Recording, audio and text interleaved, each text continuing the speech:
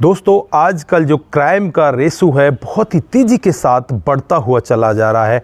आजकल क्राइम के नए नए तरीकों को अंजाम दिया जा रहा है। आज की घटना जिसे मैं आप लोगों को बताने जा रहा हूं उसे सुनकर एक बार के लिए आप भी सोचने के लिए मजबूर हो सकते हो, क्योंकि यहाँ पर एक बहू ने अपनी सास को रास्ते से हटाने के लिए एक बहुत ही बड़ा प्लान किया। वो खुद 4 महीने की गर्भवती होती है। गर्भवती होने के बावजूद वो एक ऐसे प्लान को अंजाम देती है जिसे सुनकर हर कोई व्यक्ति दंग हो जाता है।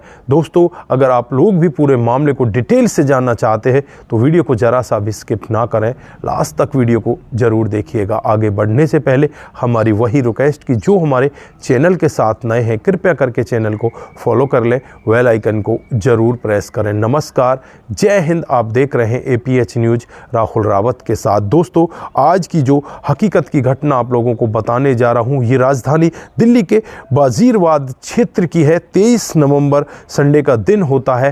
ज़्यादातर लोग अपनी छुट्टी का आनंद ले रहे होते हैं। दोस्तों एक परिवार यहाँ पर, उसमें नसरीन नाम की एक महिला जिसकी उम्र लगभग 50 साल होती है, इसके 3 बेटे 3 बहुएं होती हैं। दोस्तों यहाँ पर जो बीच वाला बेटा होता है, मझला बेटा, उसकी पत्नी का नाम आफरीन होता है। दोस्तों ये लोग फर्स्ट फ्लोर पर रहा करते हैं। बड़े ही आराम से इनकी फैमिली चल रही होती है। और आज संडे के दिन जो बड़े वाला बेटा है उसकी पत्नी और जो सबसे छोटे वाला बेटा है और उसकी पत्नी, वो लोग बाहर गए हुए होते हैं। और यहाँ पर जो मझला बेटा है वो भी बाहर होता है। आफरीन और उसकी सास नसरीन यही दोनों घर पर होते हैं। दोपहर के करीब 3 बजे का वक्त रहा होगा जब यहाँ पर आफरीन चीखती हुई चिल्लाती हुई बाहर निकलती है और वो यही कह रही थी फायर ब्रिगेड को बुलाओ, हमारे घर के अंदर आग लग गई है। दोस्तों आनन फानन में ही अड़ोसी पड़ोसी वहाँ पर बाल्टियाँ लेकर पहुँच जाते हैं। कोई तो बाल्टी से पानी ले जा रहा, कोई कैन से पानी ले जा रहा और वहाँ पर कमरे के अंदर पानी डालने लगते हैं। उसके बाद यहाँ पर पुलिस को खबर दी जाती है। पुलिस भी मौके पर पहुँच जाती है और जब घर के अंदर जाकर देखा जाता है, एक महिला जिसकी उम्र लगभग 50 साल होती है बुरी तरह से जल चुकी होती है। अब यहाँ पर आसपास के लोगों से भी बातचीत की जाती है और यहाँ पर जो आफरीन होती है उससे भी बातचीत की जाती है। तो आफरीन यहाँ पर एक बहुत बड़ी कहानी बताती है। आफरीन की कहानी को सुनकर हर कोई व्यक्ति सोचने के लिए मजबूर हो जाता है। आफरीन बताती है कि 3 बजे के समय यहाँ पर 4 लुटेरे आए थे जो हमारे घर के अंदर से सामान को लूटते हैं और यहाँ पर मैं भी एक बार उनका विरोध करती हूँ। तो यहाँ पर वो मेरी तरफ देखते हैं और मुझसे कहते हैं कि तू साइड में हट जा, तू गर्भवती लग रही है। तो यहाँ पर मैं बैठ जाती हूँ साइड में। मेरी सास जो होती है वो विरोध किए जा रही थी और यहाँ पर उन लोगों को गुस्सा आता है। गुस्से में वो लोग एक हथौड़ा उठाते हैं और मेरी सास के सर पर मार देते हैं। उसके बाद यहाँ पर उनके पास पेट्रोल होता है, वो पेट्रोल डालते हैं और यहाँ पर इस कमरे में मेरी सास को आग के हवाले कर देते हैं। दोस्तों यहाँ पर पुलिस जब ये पूरा मामला सुनती है तो पुलिस को कुछ शक होने लगता है कि यहाँ पर जो आफरीन है वो झूठ बोल रही है। दोस्तों अब यहाँ पर आसपास के जो CCTV कैमरे होते हैं उन्हें खंगाला जाता है। उनमें यहाँ पर जो आफरीन है वो बाहर निकलती हुई दिखाई देती है, लेकिन और कोई भी व्यक्ति यहाँ पर आता जाता दिखाई ही नहीं देता।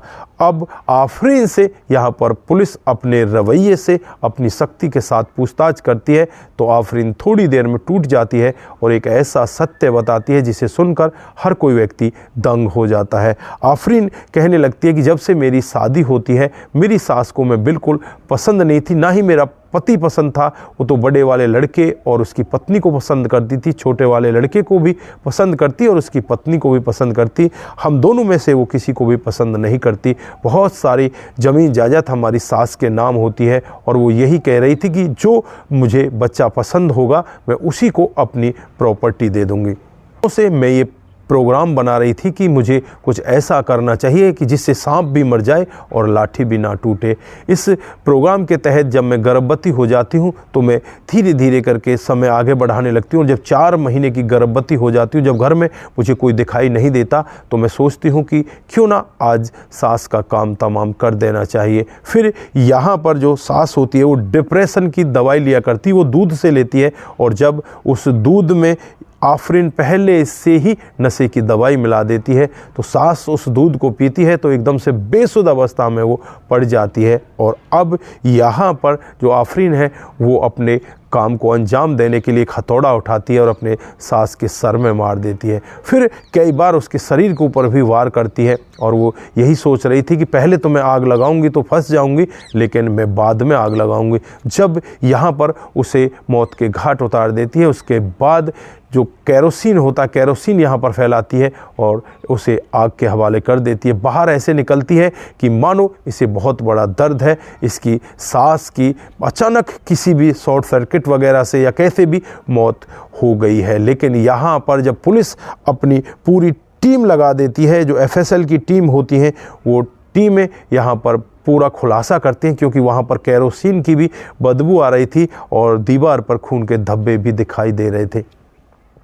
फिलहाल के लिए यहाँ पर इस आफरीन को गिरफ्तार कर लिया गया है, गिरफ्तार करके इसे जेल के अंदर बंद कर दिया गया है। लेकिन जो भी व्यक्ति इस घटनाक्रम को सुन रहा है वो बस एक बार सोचने के लिए मजबूर हो रहा है कि आखिरकार अब रिश्तों को कहाँ तक बचाया जाए, किस रिश्ते में सच्चाई है, कौन सा रिश्ता ऐसा है जो उसे हम अपना मान सकते हैं।